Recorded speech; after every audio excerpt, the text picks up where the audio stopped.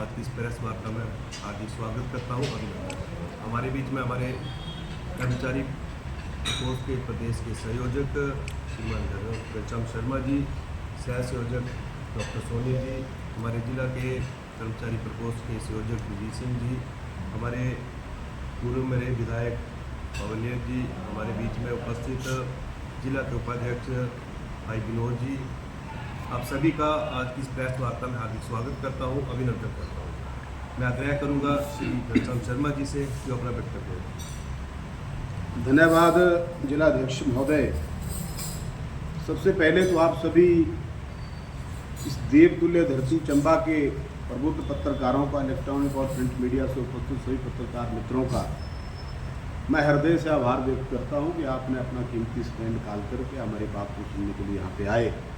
वैसे भी बहुत लंबा समय हो गया था आप लोगों के दर्शन किए हुए, तो मन में इच्छा भी थी कि आप सब लोगों के दर्शन करें। पत्रकार मित्रों, आज से लगभग 3.5-4 साल पहले हिमाचल प्रदेश के अंदर व्यवस्था परिवर्तन का एक झूठा नारा देकर के कांग्रेस की सरकार सत्ता में आई और उस झूठे नारेबाजी के माया जाल में हिमाचल प्रदेश की जनता भी कहीं ना कहीं भ्रमित हुई। आज लगभग मान के चलिए कि 3.5 साल से ऊपर का नई सरकार को बने हुए हो गया। हिमाचल प्रदेश के अंदर कोई भी वर्ग ऐसा नहीं है जो वर्ग इस सरकार की कार्यकुशलता से, कार्यशैली से, इसके नेतृत्व से प्रसन्न है। सरकार ने कहा कि हम सरकार में आते ही कांग्रेस पार्टी के घोषणा पत्र में लिखा गया, कांग्रेस पार्टी के प्रमुख नेता दिल्ली से आए, प्रदेश से आए, सब लोगों ने ये कहा कि हिमाचल प्रदेश के बेरोजगार नौजवानों को हम पक्की नौकरी देंगे और 52 साल वाली नौकरी देंगे, पेंशन वाली नौकरी देंगे। बड़ी हैरानी से मैं इस बात को और बड़े दुख के साथ इस बात को कहना चाहता हूँ कि ये वक्तव्य जो था हिमाचल प्रदेश के उप मुख्यमंत्री, मुख्यमंत्री और उनके केंद्रीय नेताओं के द्वारा हर मीटिंग के ऊपर ऐसे हाथ मार के, थोड़ा मार के कहते थे कि हम 52 साल वाली नौकरी देंगे, पक्की नौकरी देंगे। आज दिन तक के इतिहास के अंदर ऐसा पहली बार हुआ कि जो संस्थान नौकरी देता था बच्चों को, इस सरकार ने आते ही उस संस्थान को बंद कर दिया और बहाना बना दिया कि ये भ्रष्टाचार का अड्डा है। मैं माननीय मुख्यमंत्री जी से सीधे तौर पर पूछना चाहता हूँ आपके माध्यम से, अगर वो भ्रष्टाचार का अड्डा था तो भ्रष्टाचारियों को सजा देते, उनको अंदर करते, पर आपने तो जिस बॉडी से पानी बच्चे पीने के लिए आते थे उस बॉडी को ही बंद कर दिया, उस संस्थान को ही बंद कर दिया। आप 1 लाख नौकरी हर साल देने का वायदा करके प्रदेश की सत्ता में आए, आपने वो संस्थान बंद कर दिया और आपके समक्ष सबसे बड़ी जो दुर्भाग्यपूर्ण स्थिति है हिमाचल प्रदेश के अंदर कि हिमाचल प्रदेश की युवा पीढ़ी, बेरोजगार पीढ़ी के साथ बहुत बड़ा कुठाराघात इस सरकार ने किया, बहुत बड़ा कुठाराघात है।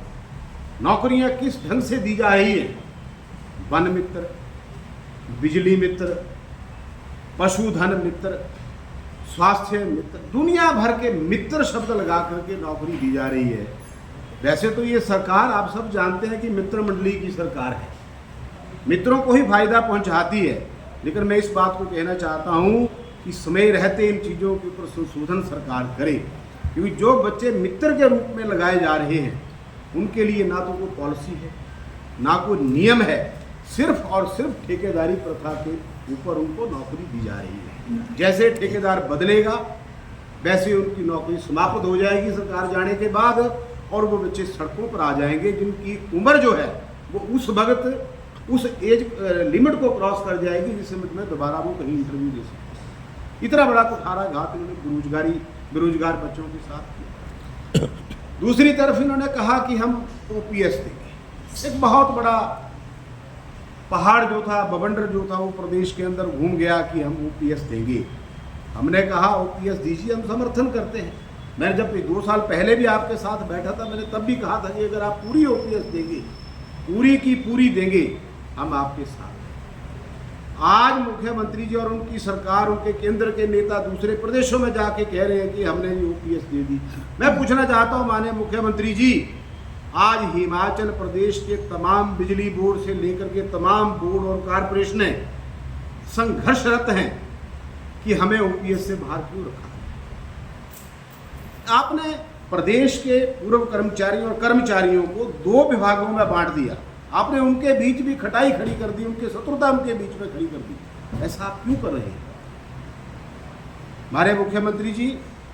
ठीक है, मित्रों की सरकार है, मित्र मंडली को आनंद कराना चाहिए, पर प्रदेश के कम से कम कर्मचारियों के साथ ऐसा आप दुर्व्यवहार मत कीजिए।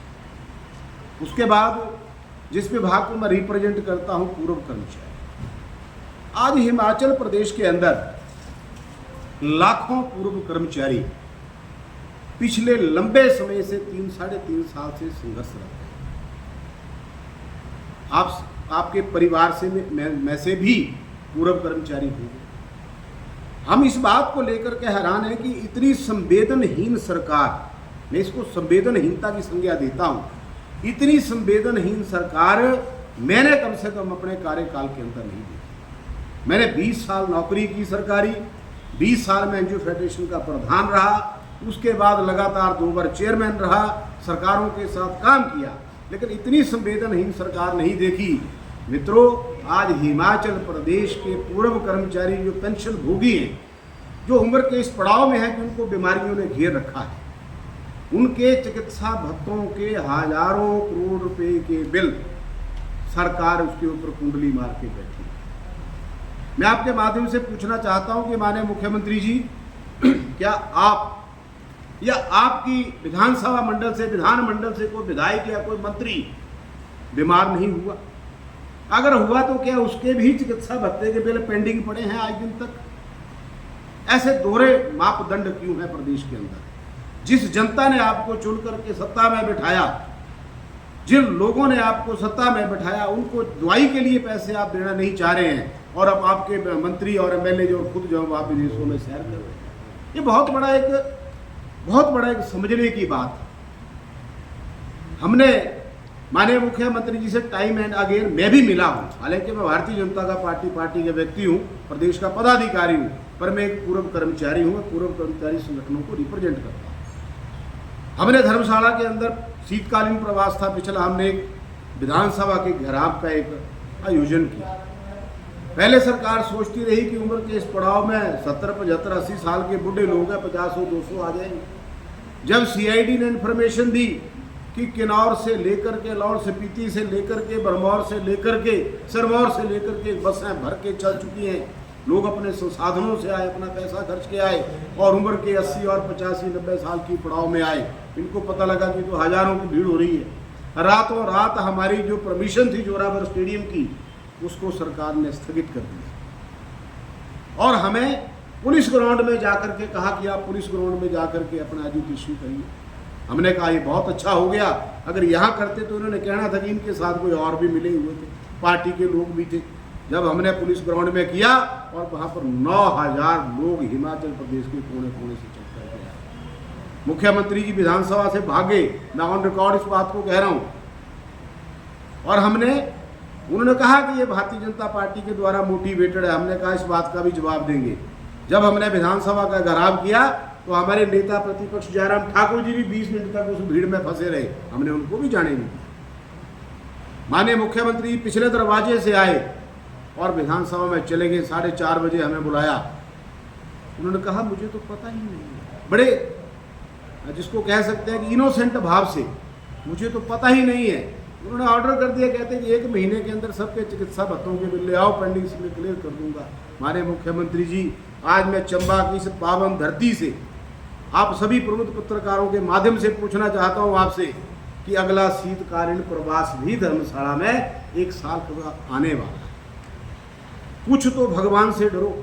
हजारों करोड़ रुपए का हमारा पे कमीशन का एरियर सरकार के पास पेंडिंग पड़ा है, 15% डीए हमारा पेंडिंग पड़ा है। बड़ी हैरानी की बात यह है कि हमने बार बार कहा कि हम इन समस्याओं से उलझे हुए हैं। कम से कम 450-500 आदमी पैसे के अभाव में इस दुनिया को छोड़ के चले। हमारा पैसा, हमारे पूर्व कर्मचारियों का पैसा, उसको सरकार दे नहीं रही है। घोषणाएं ऐसी कर रही है जैसे इनके पास कुबेर का खजाना आ गया है। मैं आपको बताना चाहता हूँ, लोगों को देने के लिए पेंशन नहीं है। HRTC के हमारे लोग आए दिन आप देखा सड़कों में घूमते रहते हैं, उनको पेंशन नहीं मिल रही है। जिन लोगों ने कोरोना काल में सेवा की, जिन लोगों ने डट करके, जब परिवार के लोग ही अपने परिवार के लोगों को अस्पतालों में छोड़ के चले गए थे, तब वो कोरोना वॉरियर थे, जिन्होंने उन लोगों की डट करके सेवा की। जैसे ही कोरोना हटा, सरकार इनकी बढ़ी, इन्होंने उन कोरोना वॉरियर्स को भी, जबकि उनको सलूट करना चाहिए था, उनको इज्जत सम्मान करना चाहिए था, उन्होंने आते ही सबसे पहले उनको निकाल दिया। आज वो बेचारे सड़कों पे धक्के खा रहे हैं। हिमाचल प्रदेश के इतिहास में इतने जिसको कह सकते हैं रिवेंजफुल एटीट्यूड की सरकार, मैंने आपको बताया कि मैंने 5 मुख्यमंत्रियों के साथ लगातार 5 टेन्योर काम किया, इतने रिवेंजफुल एटीट्यूड वाली सरकार मैंने अपने इतिहास में पहली बार देखी है। इस सरकार के अंदर अपना दुख, अपना दर्द बयां करना जो है, वो ऐसा लगता है कि जैसा आदमी पाकिस्तान से आ गया है। हिमाचल प्रदेश के सचिवालय के कर्मचारियों ने प्रदेश सरकार को एक दिन का सांकेतिक धरना देकर के अपनी पीड़ा बताई, और ये भी इतिहास सुक्खू जी की सरकार ने लिख दिया कि पहली बार प्रदेश के किसी कर्मचारियों के खिलाफ प्रिविलेज मोशन विधानसभा के अंदर